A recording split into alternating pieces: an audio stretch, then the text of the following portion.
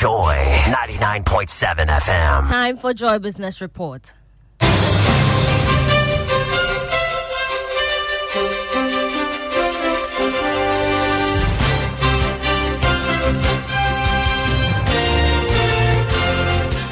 Ghana cedi expected to lose about 8.4% in value to the US dollar in the retail market this year. Also, government calls for public support to spend within budget in order to avoid election overspending. We'll hear from Deputy Finance Minister. And Trade and Industry Minister laments surge in cement prices at the beginning of the year.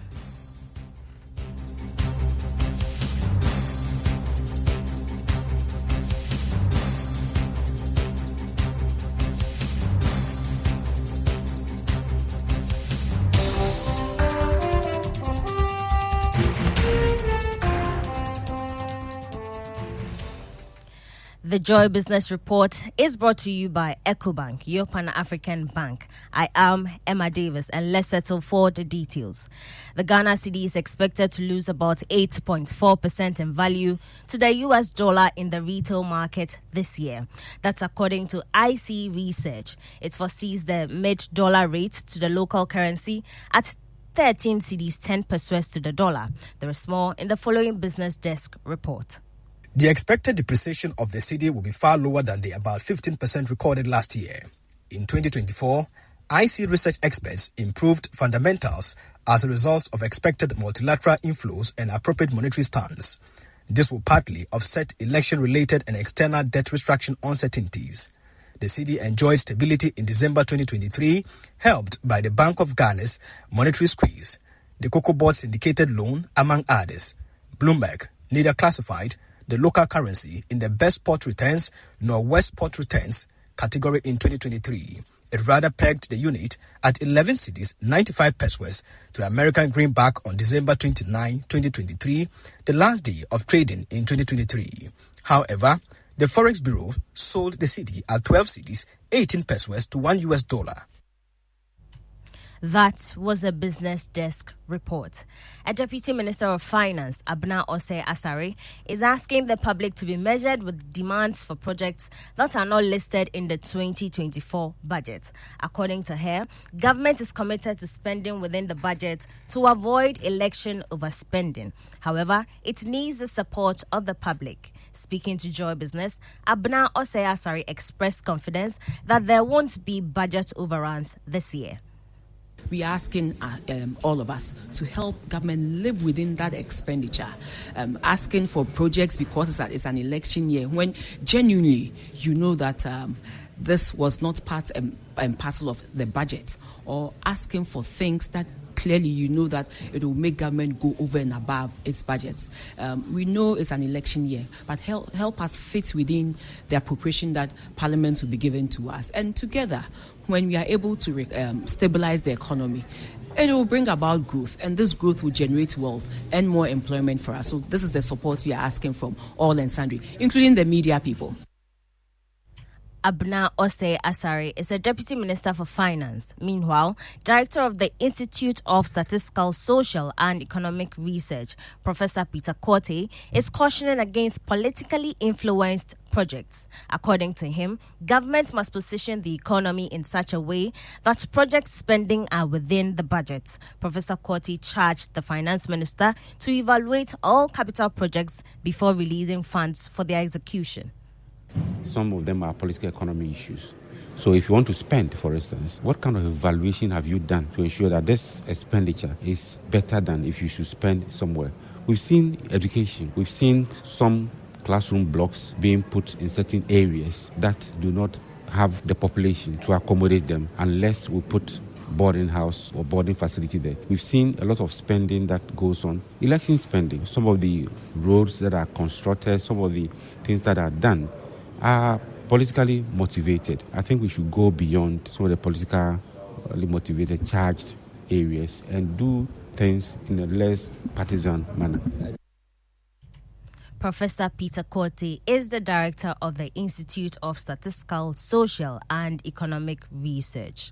Now, senior finance lecturer at the University of Ghana Business School, Dr. Benjamin Amoah, has called on government to invest in the local economy ahead of the 2024 elections. Admitting that election spending will be difficult to forgo, Dr. Amoah was quick to add that procuring a chunk of locally made items and services during the period will boost the local economy. Speaking to Joy Business, he stated that the move, if carried out, could go a long way to reduce pressure on the city.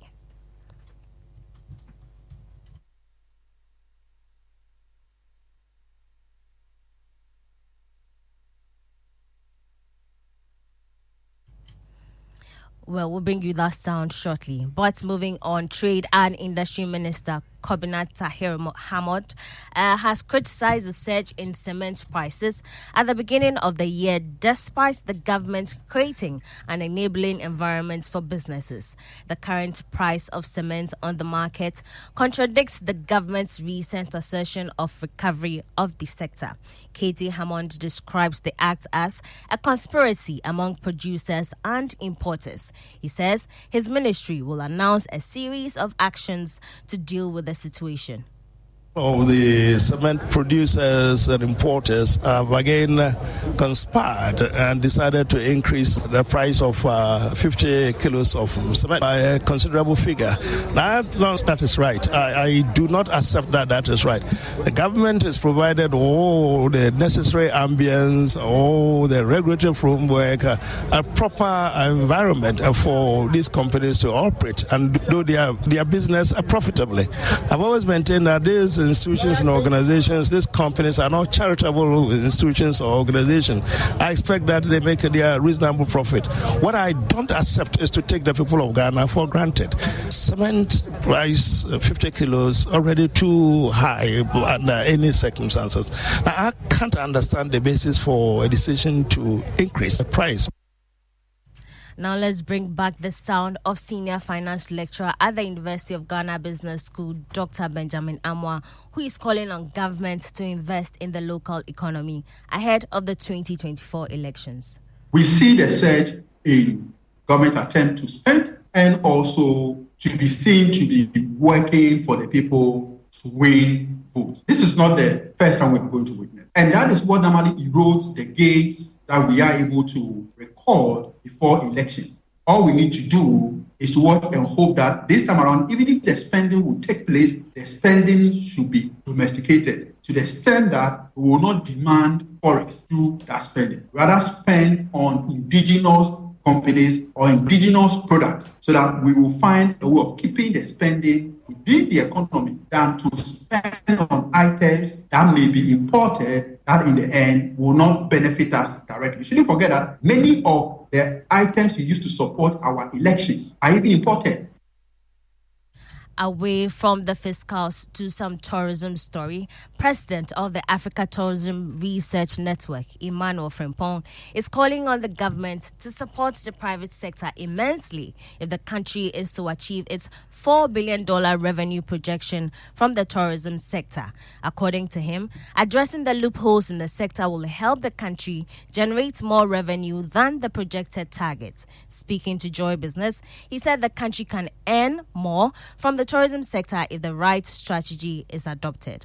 If you look at what this government has done in terms of how tourism can help, I think there has been some interest and some commitment. But on the ground, because if the president calls for presidential summit and it's done, what happens to the agency that is supposed to also make sure that all the things that were discussed, we go ahead to look at the implementation? That has always been the problem. I think we have sat down to strategize enough. What we need to do is to look at how do we implement it? How do we get the private sector? If you take the hotels, if you take the car renters, if you take the restaurants, if you take the food vendors, the traditional caterers, and all the other tour operators, we need to sit down with each group and find out, okay, we want to achieve a target of employment in this sector. What can you do to help us achieve this target?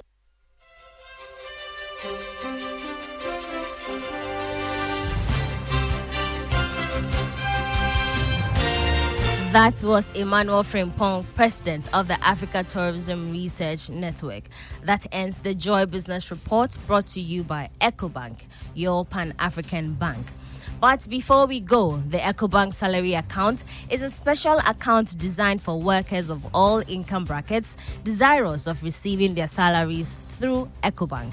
With the EcoBank salary account, you are guaranteed all the benefits of a normal savings or current account, plus many more. EcoBank salary account gives workers free life insurance cover of up to 10,000 cedis, 24/7 access to cash and e-banking services, internet and mobile banking services, high interest on savings, no minimum balance, ability to save through the EcoBank Save As You Spend, a unique feature that helps customers to save and invest. Remember, the insurance policy covers that death, permanent or temporary disability, critical illness, hospitalization, retrenchment, and more. Savings or current account holders at EcoBank do not have to close their existing accounts to enjoy the numerous benefits of the EcoBank salary account. Just ask your branch to switch your existing account to the EcoBank salary account. Non-EcoBank account holders should approach any EcoBank branch and ask for the EcoBank salary account.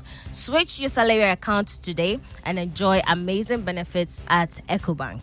Call EcoBank toll free on 0800 00 3225, 0800 00 3225, whenever, wherever, for further details.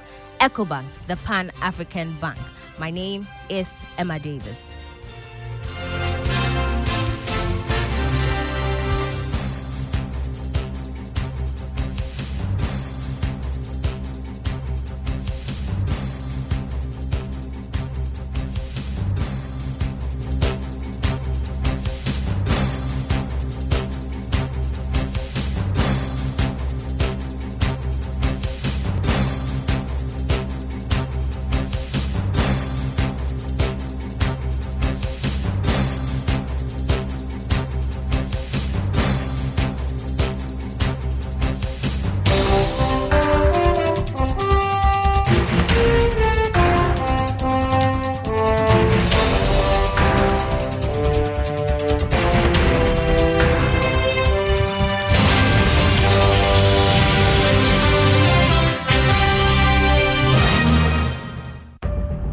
Cargo handling can be so tiring.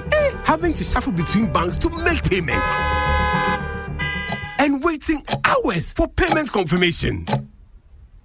And worst of all, incurring avoidable costs due to payment delays.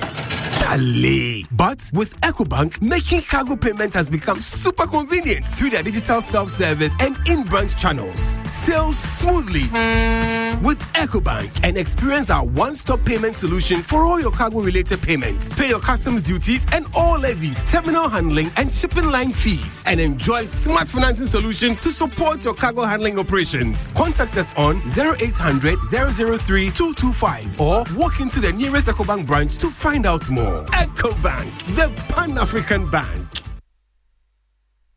Super Hits Radio. Joy 99.7.